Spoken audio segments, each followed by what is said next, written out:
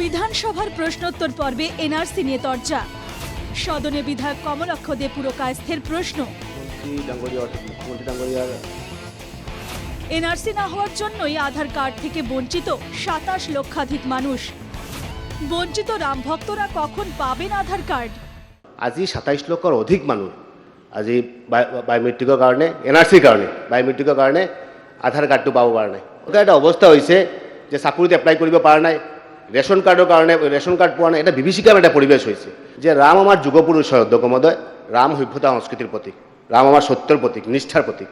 এই যে ৰাম ভক্ত যিবিলাক আছে, এই ৰাম ভক্তবিলাকৰ কিন্তু আধাৰ কাৰ্ড নাই। কিন্তু ৰাম ভক্তবিলাকে কিন্তু আজিৰ দিনত এইবিলাকৰ বঞ্চিত হৈ আছে। মুখ্যমন্ত্ৰীক অনুৰোধ কৰিম যে কেতিয়া এই আধাৰ কাৰ্ডটো পাব, এইটো মই অনুৰোধ জনাইছো। আৰু কমলাক্ষের ভাষায় উত্তর মুখ্যমন্ত্রীর। বিধানসভায় মুখ্যমন্ত্রী বিধায়ক কমলাক্ষকে দিলেন তাৎপর্যপূর্ণ ইঙ্গিত। ৰাম ভক্তসকলৰ কাৰণে চৰকাৰে কিবা কিবি কৰি আছে, সেই তাৰ ভিতৰতে আধাৰ কাৰ্ডো হৈ যাব। তেতিয়া যাতে আপোনাৰ ওচৰে পাজৰে বহি থকা মানুহখিনিয়ে ৰাম ভক্তক বিৰোধিতা নকৰে।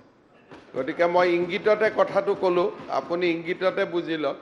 সমস্যাটো হ'ল যে যেতিয়া ৰাম ভক্তৰ কাৰণে কিবা কিবি কৰা হ'ব সমস্যাটো সমাধানৰ কাৰণে, আপোনাৰ সোঁৱে আৰু বাৱে থকা মানুহখিনিয়ে আপত্তি আৰম্ভ কৰিব।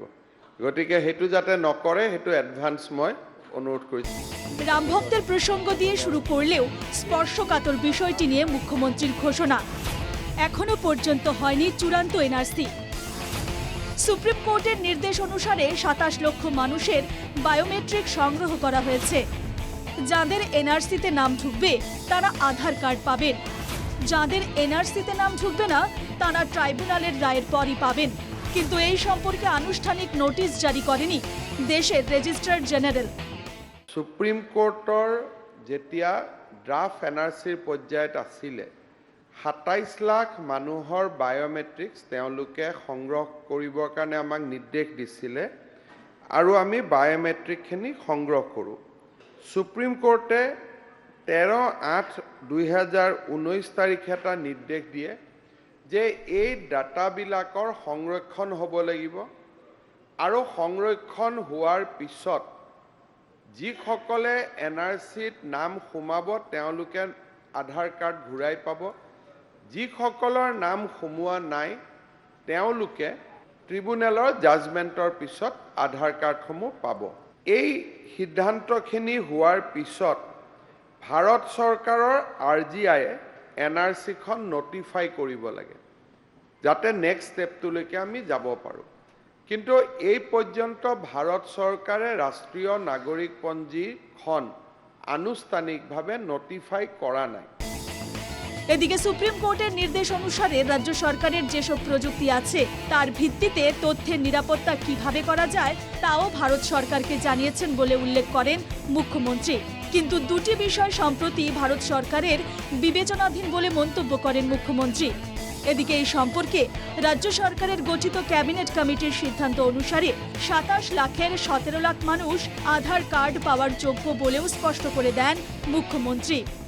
তথ্যৰ নিৰাপত্তাৰ ব্যৱস্থা কৰিব লাগে। আমাৰ যিখিনি টেকনলজি আছে সেইখিনি দি আমি তথ্যৰ নিৰাপত্তা কেনেকৈ কৰিব পাৰোঁ তাকো আমি ভাৰত চৰকাৰক জনাইছোঁ। দুইটা বিষয় ভাৰত চৰকাৰৰ বিবেচনাধীন হৈ আছে। ইয়াৰ ভিতৰত আমি এখন কেবিনেট কমিটি গঠন কৰিছিলোঁ।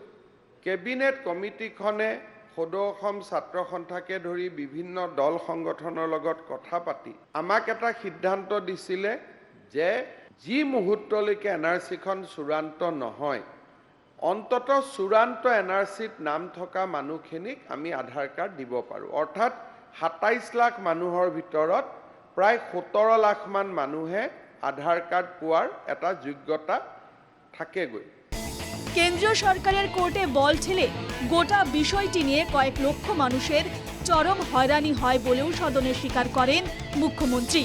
অবশ্য ধীরে ধীরে এই সমস্যা সমাধানের দিকে এগোচ্ছে বলে দাবি করে রাম ভক্ত হোক বা প্রকৃত ভারতীয় নাগরিক তাদের সমস্যা সমাধানের জন্য সরকার তৎপর বলেও মন্তব্য করেন মুখ্যমন্ত্রী। মই ইমানে ক'ব পাৰোঁ যে লাহে লাহে এই বিষয়টো আমি সমাধানৰ ফালে লৈ আনি আছোঁ।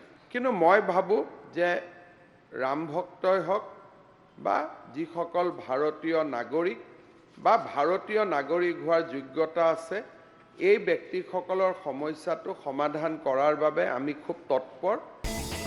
এদিকে মুখ্যমন্ত্রীর উত্তরের পর ফের গুরুত্বপূর্ণ বিষয়টি ছেড়ে রাম রহিম নিয়ে তামাশা শুরু করেন একাংশ সদস্য। উপায়ন্তর হয়ে অধ্যক্ষ আসন ছেড়ে বিধায়কদের ধমক দিতে বাধ্য হন। 27 লাখ প্লিজ প্লিজ স্যার ইয়াত অকল রাম ভক্ত ৰহিম নাই প্লিজ যিশু ভক্ত গুৰু এটাও ৰাম ভক্তৰ কথাই কৈছে, বেলেগৰ কথা কোৱা নাই। আপুনি বহক না। অকল ৰাম ভক্ত আরে সব কথাত কিয় লাগি থাকে, বহকচোন।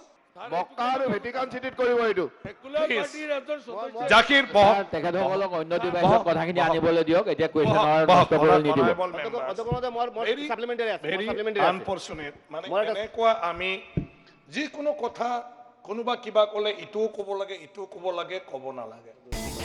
Bureau report, NKTV Bangla.